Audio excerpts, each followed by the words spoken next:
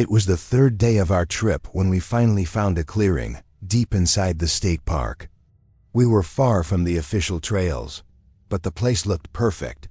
Tall trees forming a natural circle, flat ground, and no sign of anyone nearby.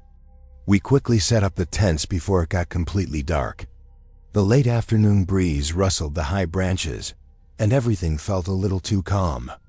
That night, we lit a fire and stayed up talking, laughing like the world around us didn't exist. When we started getting sleepy, each of us went into our tents. I was the last one up, covering the fire with dirt until only embers remained. The sky was clear, and the stars looked closer from up there. I crawled into my tent with that peaceful exhaustion that comes after a long hike. The forest had gone silent, as if it respected our presence. Just as I zipped the tent shut, I heard something unusual. It wasn't an animal. It sounded like someone walking barefoot over dry leaves. My friends were already asleep, so I told myself it was nothing.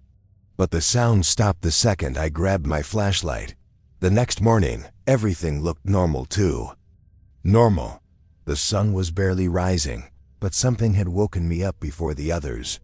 When I stepped out of the tent, I felt a strange chill, like the air was colder than it should have been. I looked around, nothing out of place. The backpacks were where we left them, and the fire was properly out. But when I reached for my water bottle, I noticed something that made me stop. The corner of my tent was open, the zipper halfway down. I was sure I had closed it all the way before going to sleep. Maybe it had been the wind, even though it didn't make much sense. But then I noticed something else prints on the ground, right next to where my head had been. As if someone had knelt there and watched me sleep. I didn't say anything to the others. I just stared at that spot longer than I should have. Tried to brush it off, blaming some curious animal, maybe a raccoon. But deep down, it didn't feel right. I couldn't shake the discomfort, the feeling of being watched. Even as the others woke up and joked about the night, even as the day went on like normal, I couldn't relax. Something had changed. That night, none of us wanted to light a fire. We were exhausted after hours of hiking with no GPS signal. We ate quickly and went straight to our tents. I still had the previous night stuck in my mind, but I kept telling myself I was imagining things. The problem was, the more I tried to forget, the more alert I became to every sound in the forest. That's when I realized something was wrong. It started with a sharp snap, like someone deliberately stepping on a branch. Not the fast scurry of an animal, this was slow, deliberate. I held my breath, listening to see if the others had heard it too. Nobody moved. The sound came again. Twice, each time closer to our tents. What happened next stuck with me. Outside, the motion sensor light we'd hung from a tree turned on. A soft white glow lit up part of the woods. And for a second, I swear I saw a shadow dart quickly between the trees, quiet, precise, like it knew exactly where to step to avoid. Detection. The worst part was, it didn't look human. The next morning, the mood between us had shifted. Nobody said anything directly, but I could feel we were all on edge. Tyler said he'd had a bizarre nightmare, the kind that makes you wake up sweating, but you can't remember why. Chris said he thought he heard a woman whispering his name outside the tent. We laughed, of course, but it was that nervous laugh, the kind people use to pretend they're not afraid. While Amanda was slicing bread for breakfast, Chris suddenly screamed. He pointed to the side of his tent, eyes wide. There were claw mark scratches across the fabric, deep and jagged. What really got to us was that they were on the outside and the inside. Nobody could explain how that was possible. The way Amanda held her breath told me no one really wanted to. Things got worse. We were packing up to leave early when we heard a hollow noise above us. We all looked up and saw what looked like a piece of cloth stuck high in the trees, swaying. Slowly, it resembled a shirt, but no one recognized it. Tyler climbed a log to pull it down. When it hit the ground, we stepped back. It was torn, covered in dirt, and soaked with a black, sticky substance that smelled strangely sweet. Like rotten fruit. We decided there was no way we'd spend another night there. We tore down camp as fast as we could, but it felt like the forest was closing in on us. The air had become thick, like it was about to rain, even though the sky was still clear. When I pulled the tarp from my tent, a freezing wind blew through the trees, knocking over one of the backpacks. And that's when we heard it, a child's voice. Low, slightly off, repeating something we couldn't understand, but it was calling Chris's name. Everyone froze. Amanda whispered, "Are you hearing this?" No one answered. The voice came again, this time closer, just behind the tents. Chris stepped back and fell to the ground. I rushed to help him, but at that exact moment, Amanda's flashlight flickered 3 times. On the last flicker, something appeared between the trees, floating toward us. It was tall, elongated, and where a face should have been, there was only a pale, featureless mass. My body locked up. Amanda shouted my name. Tyler took off toward the trail, but the figure crossed the path, as if to block our way. For a few seconds, the world went completely silent, like sound had been turned off. When the sound returned, it felt like the world had hiccuped. A heavy thud echoed through the forest, like something massive had dropped among the trees.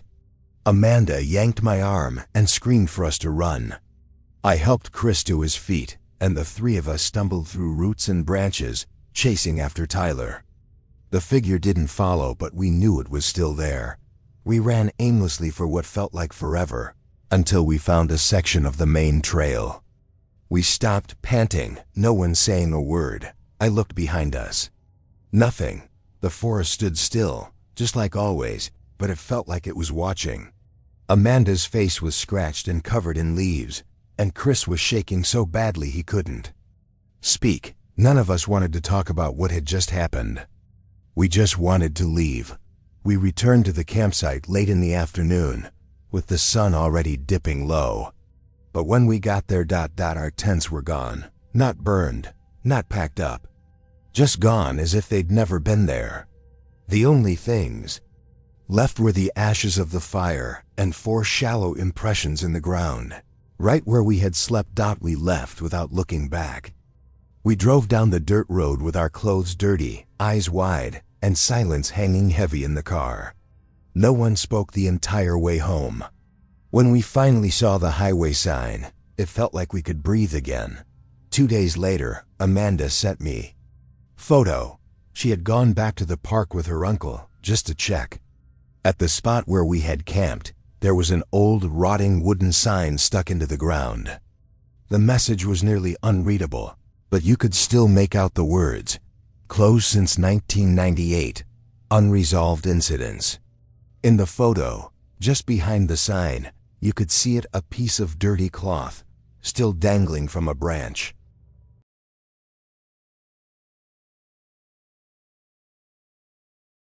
The plan was simple: hike up Ridge Hollow Trail, camp at the plateau, and watch the sunrise from the highest point of the mountain. It was a tradition among students from my old university, and I, Oliver, went along with 2 geology classmates, Leah and Marcus.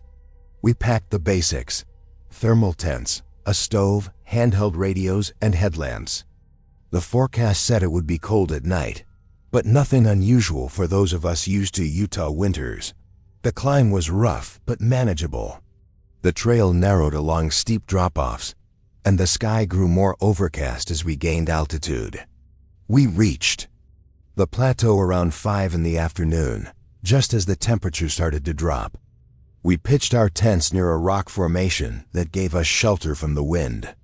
There was no one else up there, or at least that's what we thought. After dinner, Leah and Marcus went to bed early.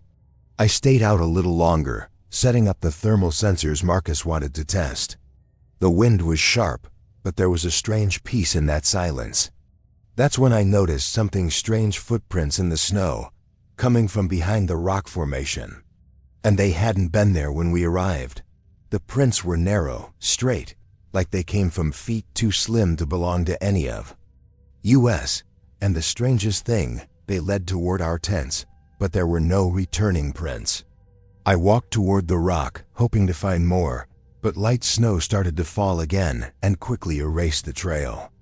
I made a mental note, but didn't wake anyone. Maybe it was some old path, warped by wind. I lay inside my tent, zipped up tight. The mountain silence was so absolute that every sound stood out. And then it came. A muffled metallic noise, like something being dragged across stone. Not far, maybe just a few meters away. I got up carefully, put on my jacket, and opened the tent flap just enough to shine the light toward the rock. Nothing, just the wind whistling through the stones. But when I turned back to camp, I saw something that froze me. Marcus's tent was blinking from the inside, even though the radio was turned off. A fast flickering light, almost like Morse code. I blinked. When I looked again, the light had stopped. I went back to my tent, trying to convince myself it was a battery glitch. But deep down, I already knew it. WASN single quotes T. The next morning, the weather had changed. The sky was heavy, covered in low clouds, and a thin layer of ground fog crept through the slope. Leah said she had a dream about someone whispering outside the tent, but assumed it was the wind. Marcus was unusually quiet and mentioned that his radio had turned on by itself during the night. None of us had a good explanation. We just exchanged glances and moved on. That's when I realized something was wrong. While we were walking to a nearby geological viewpoint, we found something that didn't belong to us. A blue thermos bottle, half buried in the snow. Leah picked it up and saw. It had a name written on a worn label, Eric D. None of us knew anyone by that name. Stranger still, the liquid inside was still warm. I tried to brush it off. But when we returned to the campsite, we found fresh footprints circling our tents. The same narrow, straight prints from the night before, only now in a perfect loop. As if someone or something had walked around our tents while we were gone. The trail ended just 3 meters from where Marcus had slept. And that's when I knew we weren't alone on that mountain. We were planning to descend that day, but a light snowstorm started before noon. Visibility dropped fast, and Marcus said it would be safer to stay until morning. We spent the afternoon inside the tents, trying to keep the radios active and our body heat up with thermal blankets. Outside, the snow sounded steady. But there was something else. Leah noticed it first. She came to the entrance of my tent and whispered, "There's something moving out there." I unzipped a small section and looked. Through the fog, I saw a still silhouette about 20 meters away, facing us. It wasn't an animal, and it didn't move. We watched for nearly a minute before a stronger gust of wind came, and the figure vanished, like it had never been there. Later, we discovered a strange crack in the rock wall that hadn't been there before.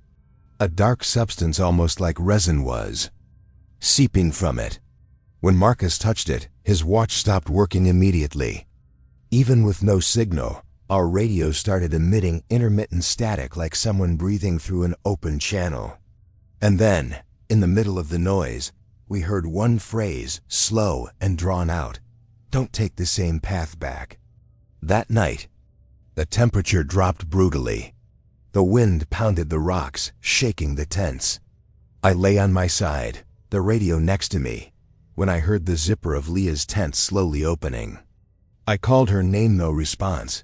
The sound stopped. Then it started again, but this time, it was my zipper. I held my breath. Didn't move. Instead of opening, something pressed against the tent from the outside, like small hands feeling the fabric. The nylon sank slowly, with a steady pressure moving from the top to the bottom. I grabbed the flashlight, aimed it upward, and turned it on. I didn't see anything, but the pressure vanished instantly. I jumped outside, light in hand, and called for the others. Leah stumbled out, shaking. Marcus wasn't in his tent. We ran to the cliff edge, flashlight beams cutting through the fog. That's when Leah's radio burst with noise and a distorted voice shouted Marcus's name 3 times. The voice echoed from every direction, and between flashlight flickers, we saw him. He was standing on a boulder, completely still, staring into nothing. We called out, but he didn't respond. As we got closer, he slowly turned his face, and where his eyes should have been, there was only ice. Leah screamed, but Marcus didn't move. I ran to him, and when I touched his arm, his skin was cold like metal. He blinked slowly, as if waking from a trance, but said nothing, just whispered, "She's here." I looked around, but the fog swallowed everything beyond a few meters. The radio kept hissing, the static growing sharper, like something getting closer. We took Marcus back to camp. He staggered like his body was still catching up to his mind. When we entered Leah's tent, the interior walls were coated in a thin sheet of ice, even though the heater was still running. In the middle of the tent, the trail map was torn in half. The two pieces had been laid out in a perfect circle, as if someone or something had done it with care. Later that night, the voice returned.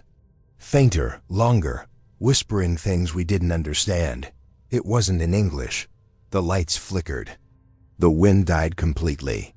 For a few moments, time itself felt like it stopped. Then came silence. In that stillness, we heard one last thing: 3 heavy knocks against the rock wall, coming from the inside. When daylight finally came, the sky was perfectly clear. We tore down camp in silence. Marcus walked slowly, eyes fixed on the ground. Leah didn't say a word. We followed the trail down the mountain, none of us daring to look back. At the base, we found a park ranger. We told him we'd been caught in the snowstorm and that Marcus had suffered cold exposure. The ranger just nodded, like he'd heard it all before. When Leah asked if there were other trails near Ridge Hollow, he replied immediately, "Not since the landslide in '96. That night, back home, I pulled off my jacket and found something in the pocket. It wasn't mine. A thin piece of damp fabric, with the name tag barely visible. Eric D."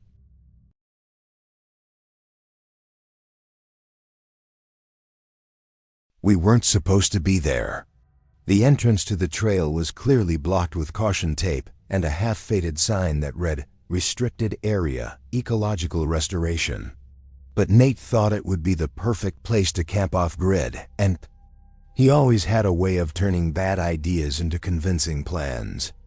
Brianna brought the printed map she'd found on some obscure forum, full of old markings. I went along mostly because ... I just needed to get away from the city. We entered the woods just before noon and hiked for nearly 3 hours.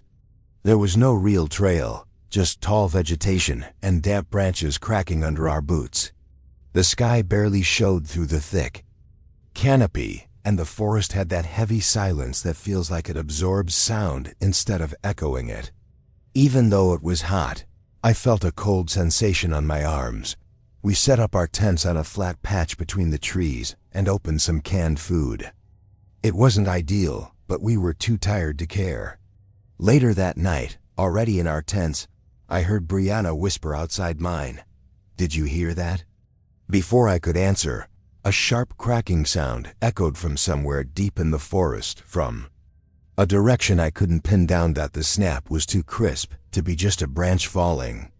It didn't sound natural. It sounded like someone stepping hard on the wrong spot. I opened my tent zipper just enough to peek outside. The woods were dark, with fog creeping along the ground. Nate's lantern was off, and I couldn't see either of them. But what really caught my attention was something else. There was a faint whisper, like someone speaking nearby but not in actual words. More like a muffled sound with no language coming from several directions at once. I froze, trying to catch more, but it stopped the moment my hand touched the flashlight. I blinked twice, scanning the darkness. Nothing. I zipped the tent back up, but my body stayed tense. I had the distinct feeling that something was right up against the outside fabric. In the morning, we all pretended things were fine. Nate complained about back pain, and Brianna said she couldn't sleep because of the cold. No one mentioned the sounds from the night before. But as I stepped out, something immediately felt off. All three of our watches had stopped same time. 2:46 a.m., fresh batteries, different brands. All frozen at the exact same minute. After breakfast, we decided to explore the area around the camp. Brianna carried the printed map, but we soon noticed Nate's compass was spinning non-stop. At first we laughed, cheap gear, right? But after walking straight for 20 minutes and ending up back at the same spot, 3 times we stopped. Laughing, that's when I noticed something was wrong. The trees were different. Their bark had strange patterns, raised spots, deep grooves, but no obvious explanation. Nate said it was probably damage from bugs or weather. Brianna stayed quiet. She ran her hand over one of the trunks and immediately pulled back. She said the bark felt warm. Not sun-warm-body-warm. I tried to ignore it. But when we got back to camp, something was hanging on our clothesline, a damp cloth, neatly folded. None of us had brought it. It was dripping, but the ground beneath was completely dry. I picked it up by 2 fingers. The cloth was frozen solid inside. The temperature dropped suddenly in the middle of the afternoon, even though the sun was still up. Brianna tried the emergency radio, but all we got was static with brief cuts that sounded like fragments of an old recording, voices repeating numbers, glitches of someone speaking English. Nate tried to make a joke to break the tension, but even he looked uneasy. The forest no longer felt neutral. Soon after, we found something we couldn't explain. A bit beyond the camp, a fallen tree formed a natural arch. Hanging from its center, tied with fresh sisal rope, was an old gray cloth mask like a worn-out gas mask from decades ago. Brianna stepped back immediately. Nate froze. I moved in slowly. The mask was clean, like someone had placed it there that morning. We rushed back to the campsite and began taking everything down. But we noticed something disturbing. The tents had been moved. Not taken apart, just repositioned. The grass had drag marks. My tent, which I had pitched facing south, was now facing north. Inside, on my sleeping bag, someone had left a smooth, flat stone. It was wet and warm to the touch. The stone was still on my sleeping bag when the sun went down. None of us wanted to touch it again. Brianna suggested we all sleep in the same tent that night, and we did. The radio kept hissing, but now it sounded like someone was imitating our voices, playing back snippets of conversations we hadn't recorded. Nate turned it off. The tent went quiet, but the forest outside did in single quotes T. In the middle of the night. I woke up to the fabric of the tent being pulled from underneath, like small hands were brushing across it, searching. I held my breath.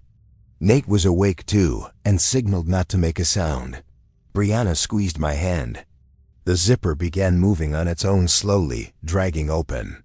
I grabbed the flashlight and pointed it toward the entrance. What we saw wasn't a creature. It was a fold in space.